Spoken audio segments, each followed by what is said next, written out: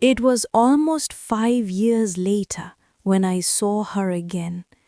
I was fixing a customer's bicycle when I heard a soft voice behind me say, "Kojo, is that you?" I froze. My hands stopped moving. That voice? I could never mistake it. Slowly, I turned around and there she was, Ama. She looked different, but also the same. Her skin still glowed like morning light, but now she dressed in neat office clothes.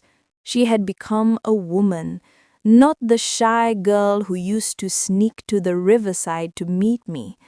For a moment, we just stared at each other. The whole world went quiet. "I heard you started your own business," she said with a small smile. "A repair shop."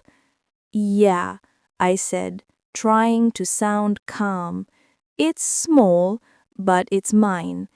She looked around. The wooden sign I painted myself, the row of bicycles, the tools hanging on nails. Then she looked back at me and said softly, "I'm proud of you, Kojo." Those words almost broke me. We sat on an old bench under the mango tree outside the shop. She told me her father had sent her to Accra for university. She studied accounting and now worked for a firm that helped small businesses. Life had changed for her. She said she was happy, but her eyes said otherwise. "Did you ever marry?" She shook her head. "No. My father tried, but I couldn't. Every time someone came to ask for my hand, I compared him to you." She smiled weakly. "None of them loved me like you did, with nothing to give but your heart." I didn't know what to say. My chest felt tight. Before I could speak, she said, "I'm sorry for what my father did that day." Her voice trembled. "He was wrong. He thought money was everything. But Kojo, he's sick now. Sometimes I think he regrets it." We sat in silence, the wind blowing dust across the road. Then suddenly, she looked at me with those same brave eyes I remembered. "Kojo, if I tell him I still want to marry you, would you still have me?" I stared at her, the girl I once lost, the dream I buried deep inside me. I wanted to say yes, to shout it, but I had learned that life doesn't move on alone.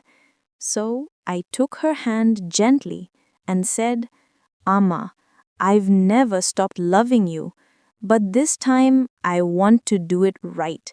Let your father see the man I've become, not the boy he spat on." She smiled through her tears and nodded. 2 weeks later, we walked together to her father's house. He was older now, weaker. When he saw me, his face tightened, then softened. I knelt before him.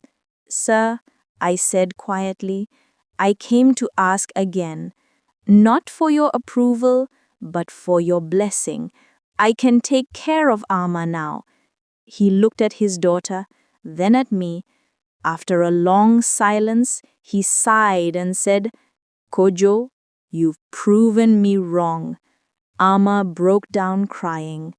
I held her hand as her father's trembling fingers rested on our heads. That moment felt like the world finally gave us permission to breathe again.